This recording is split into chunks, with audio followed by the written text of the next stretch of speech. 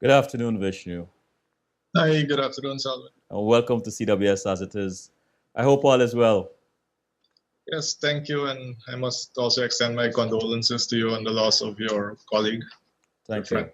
Thank you Mm. so much. Vishnu, tell us a little bit about you and why why are you in business?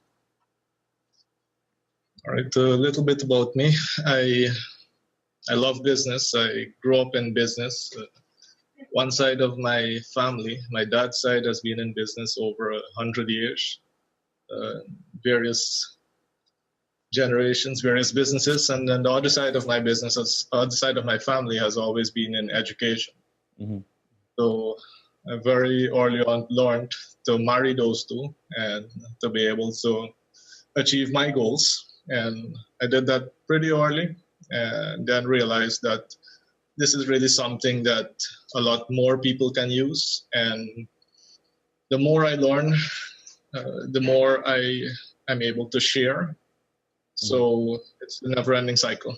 Awesome. You are a business coach, among other things, but also the owner of Action Coach. Is that your first business?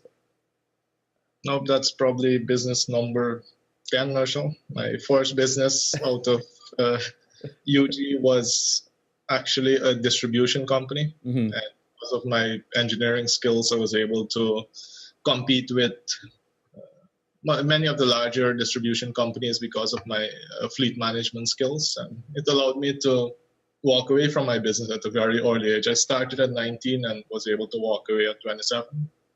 Wow. Before we get into the whole Action Coach part of your business, let's go back to the early years, 19-year-old, 20-year-old, competing with some, other companies and so on. What did you think you brought to the table that made you so competitive and so successful at such a young age?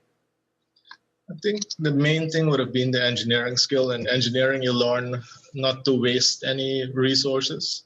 Ah, Uh, and efficiency. So I think efficiency allowed me to really do much better with much less resources, less personnel, less vehicles, less of everything. And then when you analyze the competition who are sitting on a ton of resources and not making very good use of them. So that I think really allowed us to be able to use our resources to generate the funding much faster. so the lack of resources, in a sense, or less resources, was the mother that made you very inventive. Yeah, it was that fuel to the fire. I like that. So let's go to Action Coach. Here you are, young, you are advising people. Why don't you tell us about Action Coach then, rather than me? Well, I at 27, after I was able to walk away, I had a lot of free time on my hands. I spent a lot of it in the gym, on the tennis court, and then also I became the president of the Upper Quarantine Chamber at that time. Hmm.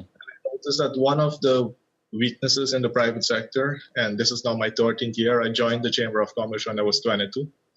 I realized that it was a lack of the skills that are necessary. I don't think we have a lack of commitment. There are many people out there really committed to Guyana and they really want to move themselves, their organizations, and this country forward, but they don't possess the skills that are necessary. Hmm. I've always learned that. I learned that from home. If you want to really achieve something, never mind how hard you want to work at it, if you don't have the skill, it's like in Ghana, they say throwing water on a duck's back. Hmm.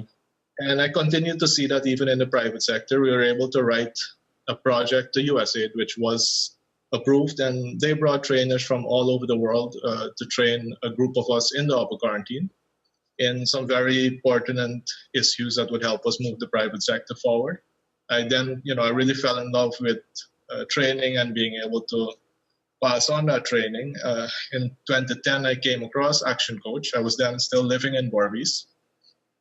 My wife had taken over the business by then for a few years, and by using a lot of their techniques, which I identified very closely with, I was doing my MBA at the same time. I realized that this is really something that is needed in Guyana. Action Coach is in over 60 countries, it's 23 years old. originated out of Australia. And at that particular time, I thought, this would really be an answer to a lot of the business issues Guyanese businesses are facing. And I planned it out. I had to end up moving to Georgetown for being able to set up Action Coach, among some other reasons, such as having my daughter continue her education in Georgetown. And yeah, the timing was right. We own the franchise about 1.5 years now, and it's really being able to help us and help many of our clients really get to their goals much faster. I'm curious about something, and I want to go back to that part of your time. 22 years of age, you joined the quarantine chamber, upper quarantine.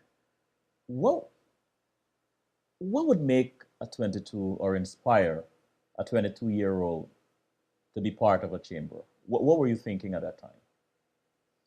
Well, my family, for 4 generations, has grown up on both sides of the Quarantine River. So we are from both sides of the Quarantine River. I think sometimes we claim both countries. Uh-huh. In Suriname, for example, being a member of the Chamber of Commerce is compulsory. You can't do anything as a business if you're not a member of the chamber. For the simple reason that they help you through the process. They are able to advocate on your behalf if there are any issues facing you. They're just that support center that helps businesses grow and that advises businesses and provides that framework. So I came with that mindset, and that never left me. I came to Guyana when I was 14. That never left me. So when I started my business, as a 19-year-old, I got it running. Yeah, 22, I said, okay, where's the nearest Chamber of Commerce? And let me go and see what support they're going to be able to provide to me. All right. MBA, PhD candidate, successful business. Where did this urge and drive? And it seems like a silly question because one side of your family is rich in education and the other side in business. But I'm going to ask you anyway. Where does this drive and urge for education come from? I always hear people complaining, and I'm never a complainer. I think if you ask anyone about me, there's no complaining. I learned very early on from both sides of the family, both the business side and the education side, that if you want to fix something, if you want to get the results, go figure out the way it's done, adapt it to your situation, and get into action. There is no complaining. And therefore, all the things, and people usually look at what are the secrets to success. And one of the quotes in our company is that there are no secrets to success, just books you haven't read with and conversations you haven't had yet. So in order for me to really get to a position where I can solve my own issues, solve my company, my organization, my country's issues, I need to get the education that will help me do so. All right. Let me be fair to this enterprise action coach. What exactly, somebody now tuning in, what exactly do you do? Great. So we really help grow businesses. We help them gain the profits that they're looking at. And some of the companies are not really after profit. Some of them, the business owners just want more time for themselves. Some of them want a stronger team. So whatever their immediate need is and their future need is, what I do in the beginning and our model is that we have a complimentary hour with them so we can determine where do they want to go, and then basically 2 parts. Are they committed to getting there, and are they coachable or trainable?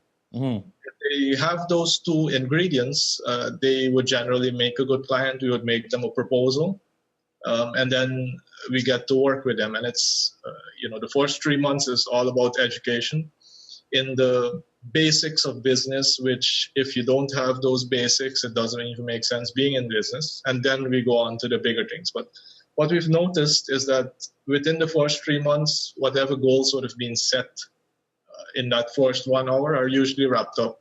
Whatever they thought was their 1-year goal, in the first 3 months, that's usually wrapped up just because the basics start working. We then need to really urge them to think bigger. Why are you so confident that your strategy works? Give us some 1 or 2 success stories. Well, as I mentioned, our own company, which was taken over by my wife, and she may not like it, but I use it as a laboratory. Yes. So all the 500 plus techniques that the company utilizes to really grow a business fast, I've tested almost all in her Wow. company, in my company, and in anybody else who would allow me. I think the organizations that I serve, and there are probably 2 dozen that I serve now. Um, and this is something that I would really encourage youngsters and anyone else in this country. If you want to learn more skills, go volunteer with the organization, become a member of an Yeah. organization, because Yeah. that's a really good place to learn more skills and to practice them. Many of these organizations don't have the required resources, human resources to do the work that is necessary. And you coming on board with all your ideas, which still have to be approved by their board, and then getting their support as well allows you to practice those ideas which you may not want to necessarily immediately do in your company, and it builds a lot of confidence.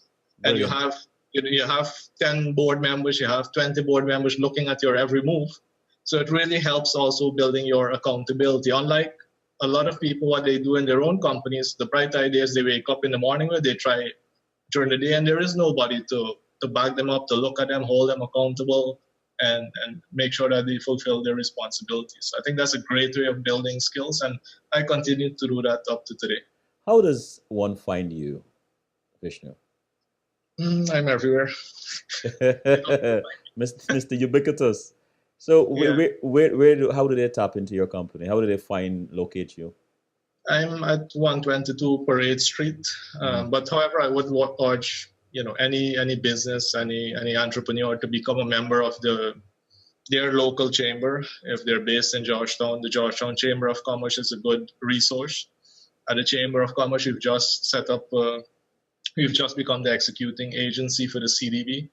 So we're going to be busy rolling out so many business development services that we really need our business community in Guyana, both existing and aspiring, to get on board as quickly as possible and forget about the money. I mean, without the education, money is not going to help.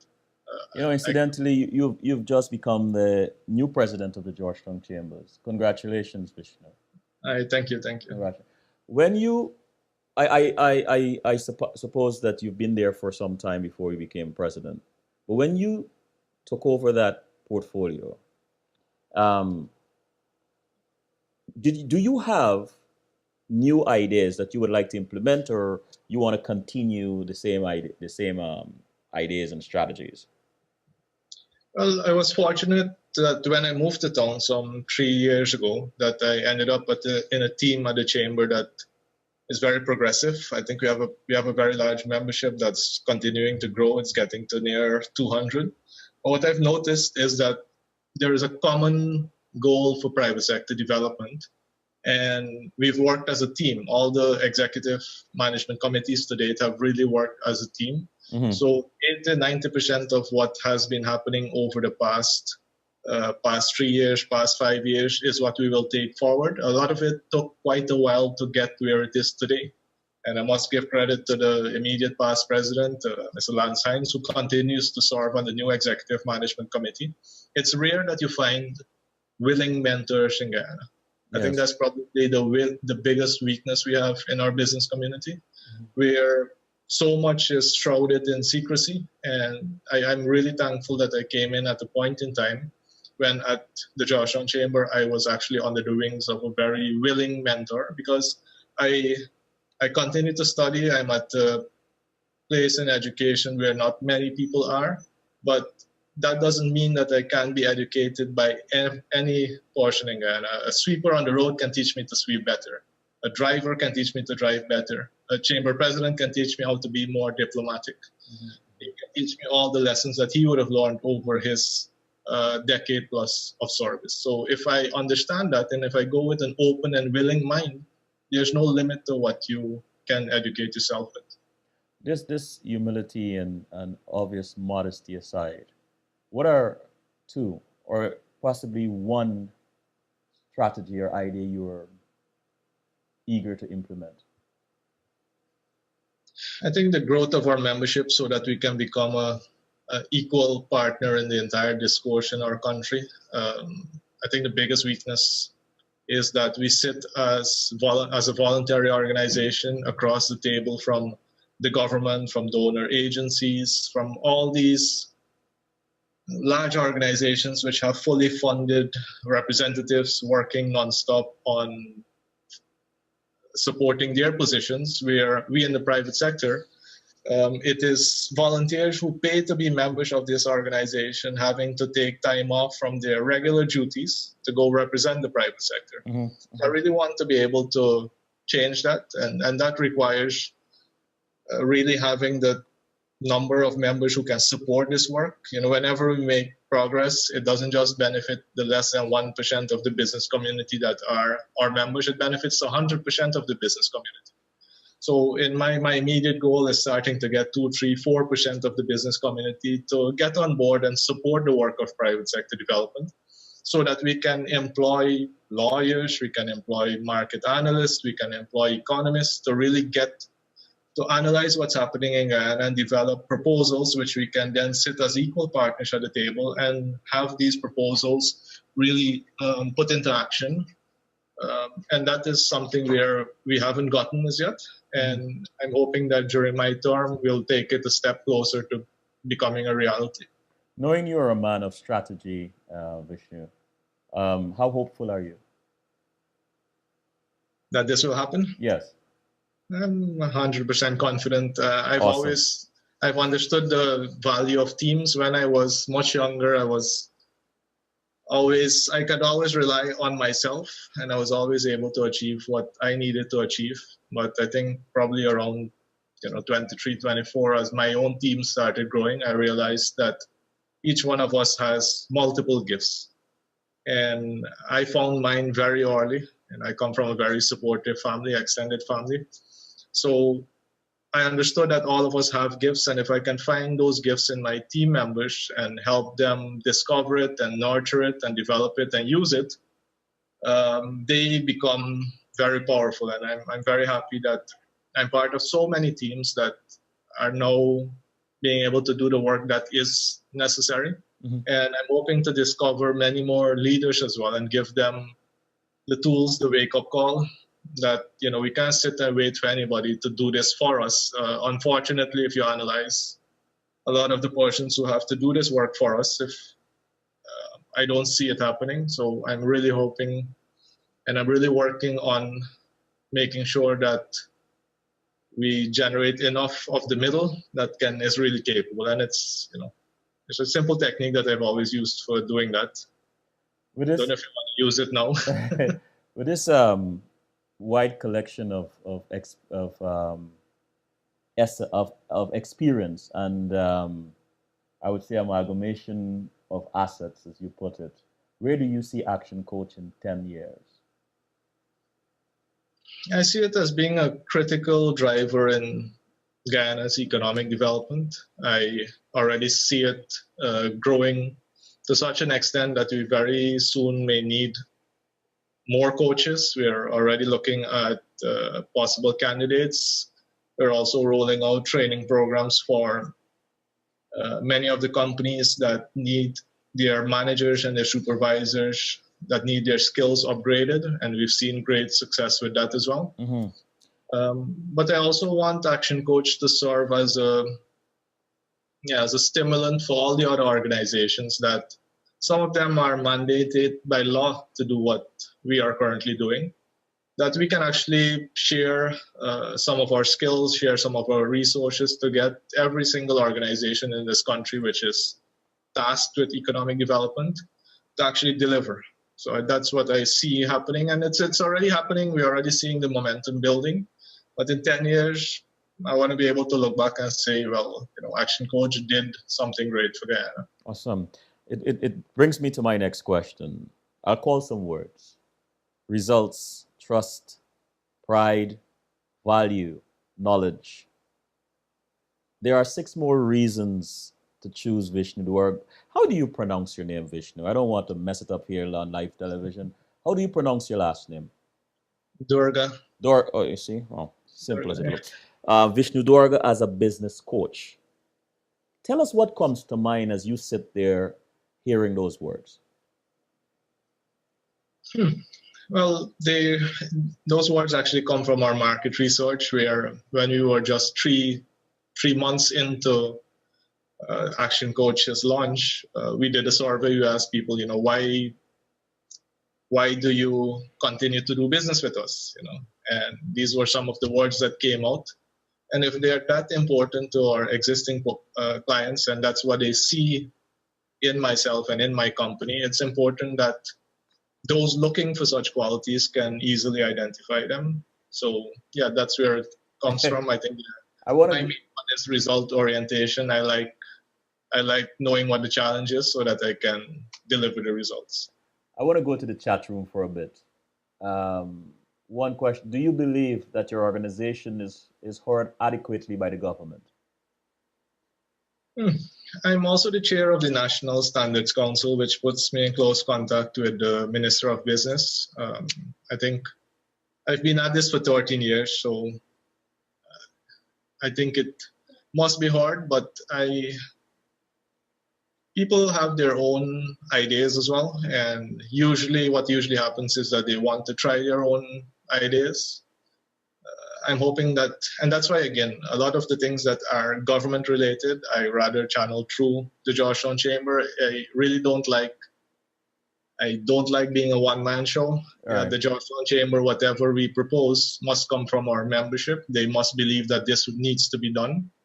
So that I'd rather have the government here, the Georgetown Chamber's collective view on where we need to go. That's brilliant. But in the meantime, those in charge have come with their own ideas. You have many people who have put their faith in them, and they're operating at the best of their abilities. It's now about time for us to see the results of those efforts, and it's up to them to decide. Let's find the professionals, find the experts who can support us. In many other systems around the world, it's not politicians, it's not government or figureheads who make any decisions. They listen to their experts, they listen to the professionals, and they then inform them on what the best possible course of action is to do, and all the figureheads really do is press the play button.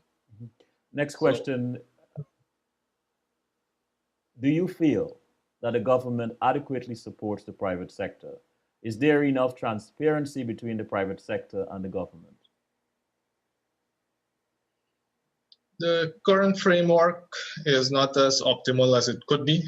And again, we are working on, as I mentioned earlier, from a private sector perspective, we haven't been a very strong partner for reasons that I mentioned earlier. And until we address that, it's difficult to call those we have to work with as not willing partners. We first of all have to develop ourselves into a credible, capable partner. And I think unless we do so, it would be unwise to criticize the current framework. I would rather be in a position to help create a framework that allows us to be this partner that we actually have a very transparent relationship. But in the meantime, we are being consulted on all the various aspects, activities of what is happening in Guyana. We give our input. And of course, as any consumer of services, because that's what the private sector is, we are a consumer of government services, we would always want it to be better. The same way our clients demand better of us as businesses, we would always want better from the government. However, it's a government of the people. We are the people. So if we want better, we also have to do better. Before I ask the last question, I must, well, it's not the last one. Before I ask the last question, I must ask you one of my own. If the people, the team, your extended family urged you, support you for political office, mayor or president, would you take it up? It's actually part of my second retirement. I do think, and again, I think it could be done so much better. But before I take that step, I need to educate myself about political science, governance, everything else that is necessary so that if and when I do so, I'm well equipped to deliver the results. Vishnu. I'm bringing you back on this on my other show. So the next question is, what can the government do to unleash the private sector? Be the facilitator that they're supposed to be. In any country, a government is supposed to create a facilitative environment that allows the private sector to easily invest particular issues such as security, infrastructure, energy, telecommunications. All these facilitative aspects need to be put in place so that we as investors can determine that the reward will be greater than the risk and go ahead. But if we continue to end up in a situation where it seems riskier than what the reward is worth, it's going to be unlikely that you'll have that widespread boom in investment. And I think on the other hand as well, it is really educating businesses about their rights and their obligations.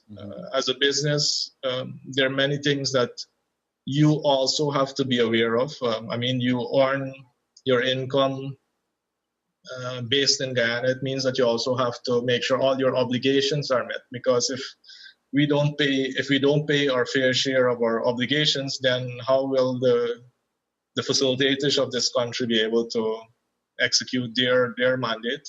So it's a situation where both partners need to play their part. But I'm hopeful, and I'm doing what I can in the meantime.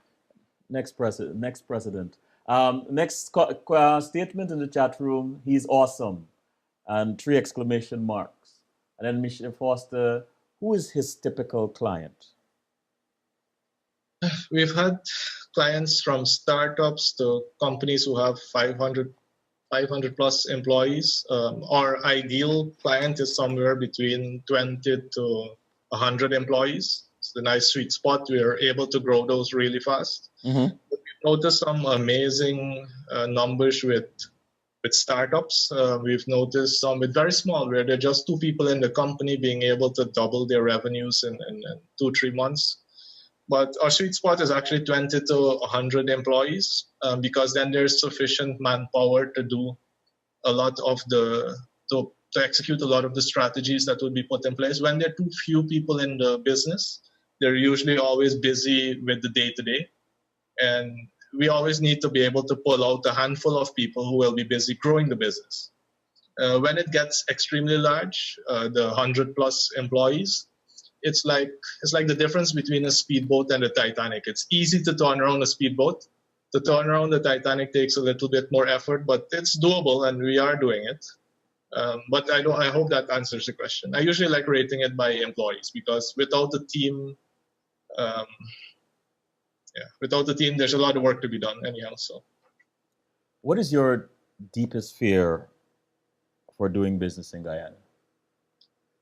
I have no fears. You have no fear. Okay. Yeah, no fears. This entrepreneurial spirit, do you believe you were born with it, or you developed it? Both. I'm pretty sure it's both, because I probably started entrepreneurial activities when I was like 5 years old. These hopscotch tiles, we found them in one of my friends' storeroom, and we started selling them to the girls who were playing hopscotch. We sold papayas. So I think it was always, in my blood of how do we take resources and turn it into revenues. And I think it's also, I thought I was a pretty good business owner at 27, being able to walk away from the business. I thought it was really good until education really hit me all over again. And I realized how little I knew and how little I still know today. So, and because of all this education, the things that I probably took 7 years to do back then, I could have been done with it in 2-3 years max now. So I think both. And even I have a lot of clients who are second generation business owners. So they didn't necessarily start the business. They have to take over now. And I see that it can also be strongly developed. I've seen people develop from being very hands-off from a business, very risk-averse, to understanding that business is a game, and if you understand the rules and execute well, it's almost impossible to fail. Almost impossible to fail. So I think both, but in my case, I'm pretty sure it's both. Okay. And Michelle asked, does he focus on a certain sector or industry? Any business, we believe that business sits on a chassis. There are 5 ways of growing a business, and we have businesses, we have clients in almost many of the main industries in Guyana and some of the very niche industries. So they all sit on the same chassis. So once we identify that, it makes it very clear on how we should grow them, where do we start. But it's not industry specific. Usually one of the weaknesses with business in Guyana is that people start a business because they had a particular technical skill, and they were able, like the way I was able to develop my distribution company because I had an engineering skill. And I would actually play Superman whenever there's a problem because I'm the most technically skilled portion. I can solve the problem. I think that's the biggest weakness you can have in a company. I rather you develop into a manager with all the management skills, and you need none of the technical skills. You don't need to know how to do engineering, how to be a doctor, how to be a lawyer, if you understand how to manage resources well. Mm-hmm. And so therefore, any industry. What is next for Vishnu? A, as Action Coach's owner, and B, as president of Georgetown Chamber? So as Action Coach, to roll out as many of the programs as the company has available. We've just scratched the surface with about 3 or 4 of our programs so far. To develop a team of coaches as well so that we can impact a much greater part of Guyana. We have clients coming from Berbice and from Linden, leaving at 9 at night, 8, 9 at night, which I would have loved to have facilities in each one of the regions that can help people there. And then to be able to also walk away to some extent from Action Coach because a team will be able to take it forward. For the Georgetown Chamber, I'm elected for a year. I'll make sure that we strengthen our base significantly and that we really start to delight our membership, that we really start taking care of our members to an extent that they may not have experienced in the past. Because that's why people become members of organizations, not because they have money to donate. It's because they're also looking for a benefit from the organization, and we have provided benefits. We want to scale that up so significantly that that little investment in the membership fee seems insignificant. You asked for 2, but the third one is getting done with his doctorate, which has another 2 years to go, and then preparing for what you asked me earlier, possible. Well, Vishnu, thank you. Thank you very much. And I wish you all the best and much success in all your endeavors. Sure. Thank you, Salman. Thanks for having me. You're welcome.